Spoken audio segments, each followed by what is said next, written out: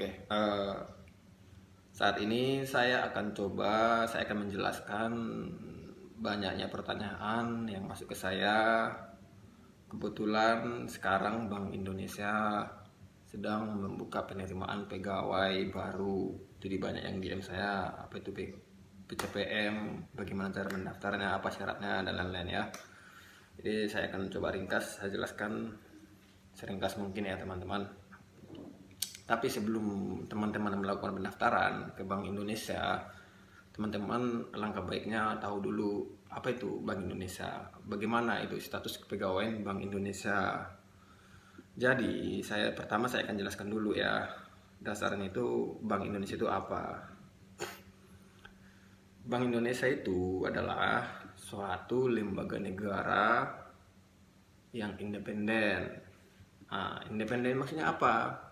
Independen maksudnya adalah bahwa seluruh kebijakan ataupun seluruh aktivitas pekerjaan Bank Indonesia, tugas utama Bank Indonesia tidak boleh diintervensi oleh pihak manapun, termasuk juga pemerintah, termasuk juga presiden. Presiden tidak boleh mengintervensi kebijakan Bank Indonesia ya.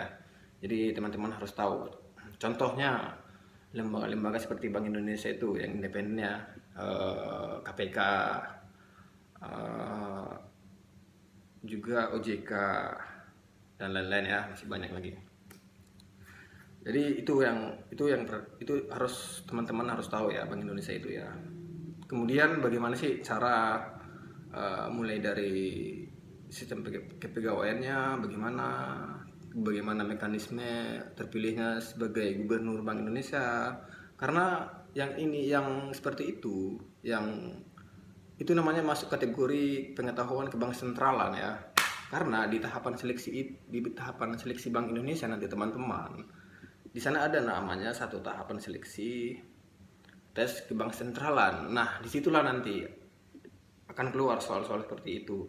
Bank Indonesia itu apa, tugas pokoknya apa, yang berhak atau yang berwenang memberhentikan dan memilih gubernur Bank Indonesia itu siapa. Nah, itu masuk materi kebangsentralan namanya. Juga tentang perekonomian Indonesia, teman-teman harus tahu ya. Sekarang kita bahas tentang status kepegawaian Bank Indonesia. Bank Indonesia itu banyak teman-teman yang bertanya kepada saya, itu statusnya apa sih? Ada yang bilang ASN, ada yang bilang pegawai BUMN. Itu semua salah ya teman-teman. Jadi status kepegawaian Bank Indonesia itu bukan ASN, juga bukan pegawai BUMN, apalagi pegawai swasta, bukan ya. Yang tiga-tiganya bukan. Jadi apa status kepegawaian dari Bank Indonesia? Ya nggak ada, ya statusnya status pegawai Bank Indonesia gitu ya. Jadi itulah istimewa atau bedanya Bank Indonesia ya. Banyak yang bertanya itu. Jadi itu pun nanti ada pertanyaan seperti itu loh di tes kebangsentralan, status kepegawaian Bank Indonesia itu apa gitu. Jadi teman-teman harus tahu itu. Jadi untuk jalur masuk ke Bank Indonesia itu ada jenis tipe pegawai. Yang pertama disebut pegawai organik, yang kedua non organik. Nah, apa itu? Yang organik adalah pegawai yang sudah tetap, yang sudah diangkat jadi karyawan tetap. Sedangkan untuk yang non organik itu disebut pegawai yang masih tahapan pendidikan, belum karyawan tetap ya. Itu bedanya. Untuk jalur-jalur masuk ke BI ada dua masuk jalur BI. Yang pertama PCS, pegawai calon staf. Dan yang kedua PCPM. Nah, ini yang paling penting ya, teman-teman harus tahu ya. Jadi saya mulai dulu dari PCS. Nah, PCS tadi singkatan dari pegawai calon staf. Jadi kalau teman-teman melamar ke Bank Indonesia dari jalur PCS ini, secara kualifikasi sama ya. Dia itu baik PCS, staf itu kualifikasinya sama, sarjana, S1, PCM juga S1. Cuma bedanya di proses seleksinya antara PCS sama PCPM beda. Kalau di PCS dia itu hanya ada 5 tahap proses seleksi. Sementara kalau di PCPM ada sampai itu 8 tahap. Ada 8 tahapan lah kalau di proses seleksi, mulai dari administrasi ya. PCPM jadi lebih panjang di PCPM.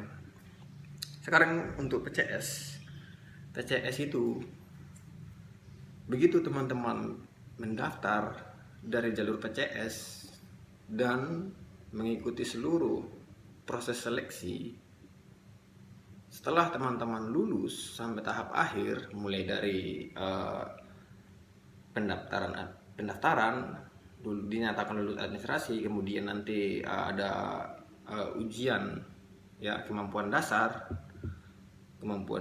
atau SKD ya kalau di CPNS namanya, dan juga ada psikotes sama tes bahasa Inggris, kemudian ada tes kebang sentralan, dan yang terakhir interview. Jadi ada 5 ya untuk PCS. Nah, kalau teman-teman sudah berhasil melewati 5 tahap ini dan dinyatakan lulus, ya kan, maka teman-teman nanti akan menjalani pendidikan selama 6 bulan. Jadi 6 bulan teman-teman nanti akan dididik selama 6 bulan. 3 bulan itu nanti teman-teman dididik sama seperti kayak kuliah lah bilang ya. Kemudian 3 bulan lagi nanti OJT, langsung ditempatkan ke departemen. Biasanya kalau kita udah di departemen kemungkinan nggak bakal dipindahin lagi. Nah, setelah 6 bulan teman-teman dinyatakan lulus dan layak untuk diangkat karyawan tetap, ya kan, maka teman-teman itu nanti akan mendapat jabatan atau posisi staff ya. Nah, kalau di sana itu namanya golongan 2 ya. Gajinya berapa? Ini gaji ya. Oke, kalau gaji saya boleh sebut ya, kebetulan dulu saya juga di posisi staff ya, tapi ini nggak pasti ya, karena soal gaji ini sebenarnya nggak boleh, sangat sensitif sebenarnya, dan dirahasiakan sebenarnya ini. Tapi untuk gambarannya, untuk gaji PCS atau staff ini berkisar antara 5 sampai 10 juta ya. Itu. Dan selama 6 bulan itu kalian pendidikan, itu gaji kalian itu tidak sama ya. Gaji kalian kalau selama pendidikan itu lebih kecil. Itu masih di bawah ya, di atas UMR sedikit lah. Kalau katakanlah UMR Jakarta 4 juta. Nah, kalau masa pendidikan kalian itu ya sekitar 5 juta lah, seperti itulah ya. Tapi kalau setelah kalian sudah diangkat tetap, gaji kalian juga akan naik. Itu yang untuk PCS ya teman-teman. Untuk yang PCPM, nah ini nih yang sekarang lagi buka. Untuk jalur PCPM ini adalah jalur yang sangat istimewa. Dan kalau aku bilang ini adalah jalur terbaik masuk Bank Indonesia. Kenapa aku bilang ini jalur terbaik masuk ke Bank Indonesia? Karena untuk jalur PCPM ini teman-teman, ini adalah memang mereka ini nanti yang PCPM ini yang sudah lolos, ini disiapkan untuk menjadi pemimpin di Bank Indonesia. Jadi disiapkan untuk bakal-bakalan ya manajer, di sana ada manajer, asisten deputi direktur, dan sampai gubernur teman-teman.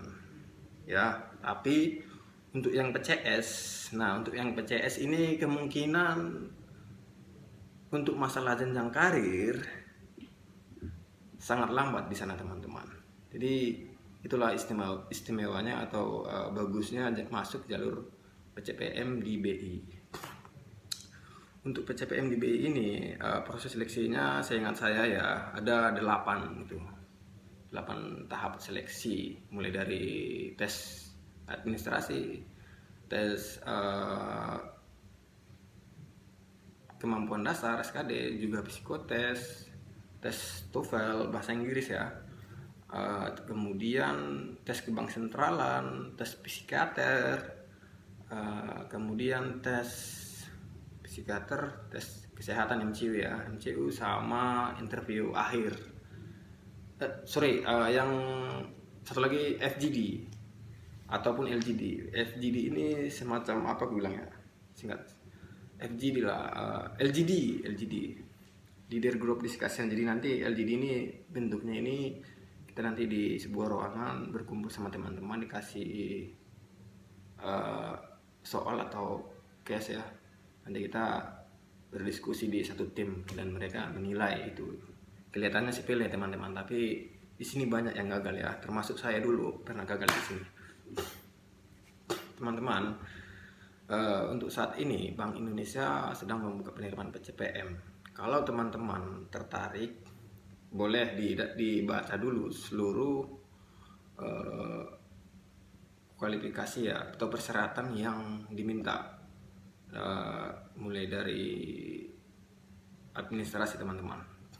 Nah, kalau teman-teman udah berhasil mendaftar administrasi dan dinyatakan lulus teman-teman, nah teman-teman siapkanlah untuk ujian yang paling berat ini teman-teman ya. Nah, lantas apa bedanya tadi antara PCS sama PCPM? Nah, bedanya yang paling menonjol ya, itu ada di jenjang karir teman-teman. Kalau di PCS ini, jenjang karir kalian itu sangat lambat, dan pun untuk menjadi manajer pun itu sudah lambat lah, gue bilang lambat sangat. Kemungkinan susah lah, karena ada kaitannya dengan usia atau umur juga teman-teman. Jadi kalau misalnya nih kalian terlanjur masuk jalur PCS ya, PCS tiba-tiba teman-teman udah ada sampai 10 tahun di sana, apakah teman-teman bisa langsung jadi diangkat manajer? Enggak, tetap juga begitu. Walaupun teman-teman udah 10 tahun di sana dengan staff ya kan, mau naik dari staff ke asisten manajer, nah teman-teman harus tetap juga mengikuti seleksi yang seperti PCPM. Nah, oke. Tadi saya lupa ya. Kalau teman-teman tadi lulus mendaftar di PCPM, seluruh proses seleksinya sudah lewat dan dinyatakan lulus, teman-teman itu mendapat posisi atau jabatan itu, teman-teman nanti ada pendidikan setahun ya. Kalau tadi PCS pendidikan 6 bulan, kalau yang PCPM ini 1 tahun pendidikannya teman-teman ya. Jadi selama setahun itu kalian pendidikan. Setelah teman-teman dinyatakan lulus pendidikan ataupun OJT, maka teman diangkat jadi karyawan tetap dengan jabatan atau posisi langsung asisten manajer teman-teman. Jadi dari staff asisten manajer teman, jadi satu level di bawah PCS teman-teman. Nah, kembali lagi ke PCS tadi, masalah jenjang karir. Kalau tadi teman-teman udah ada 5 tahun atau 10 tahun masuk jalur PCS, ingin promosi ataupun naik jabatan ke asisten manajer ya kan, teman-teman juga tetap harus mengikuti proses seleksi bagaimana masuk PCPM tadi. Jadi nggak bisa langsung, karena walaupun teman-teman udah 10 tahun di sana, tetap juga ada proses seleksi supaya teman-teman bisa naik jadi asisten manajer teman-teman ya. Jadi kalau untuk PCPM ini memang dari dulu juga sebenarnya ini adalah impianku, cuma sayang belum tercapai ya, nggak tercapai lah. Kalau saya daftar sekarang udah nggak bisa lagi karena terhalang oleh usia. Kalau PCPM kan maksimal untuk lulusan sarjana dia maksimal 26 tahun ya, jadi aku nggak bisa lagi daftar teman-teman. Itu ya, sebenarnya kalau dibilang tertarik, sangat tertarik sebenarnya, tapi karena umur yang mengganjal, jadi buat apa lagi kan. Nah, untuk berikutnya teman-teman, masalah proses seleksi, bagaimana kisi-kisinya, nanti akan saya buat satu video lagi yang khususnya tentang seleksi tes kebank sentralan teman-teman. Tes kebank sentralan ini teman-teman, ini wajib teman tahu. Ini sangat penting, di sini banyak yang gagal teman-teman. Karena ini tes kebank sentralan ini dari sekian seleksi tertulis ataupun lain-lain, ini adalah tes terakhir. Setelah tes ke bank sentralan, biasanya kalian interview baru nanti medical check up. Artinya jangan sampai kalian gagal di tes ke bank sentralan teman. Kalau mau tahu gambaran-gambaran atau bentuk-bentuk soal-soal tes ke bank sentralan, tunggu di video berikutnya ya. Oke, jadi untuk penjelasan saya tadi dari awal sampai akhir ini adalah murni yang saya tahu, bukan peraturan resmi yang dibuat oleh BI, karena saya nggak ada otoritas atau nggak berhak ya membuat bahwa proses seleksi di BI untuk proses di BI itu seperti ini loh, nggak boleh ya. Jadi ini hanya yang saya tahu itu. Oke teman-teman ya, ditunggu video berikutnya ya.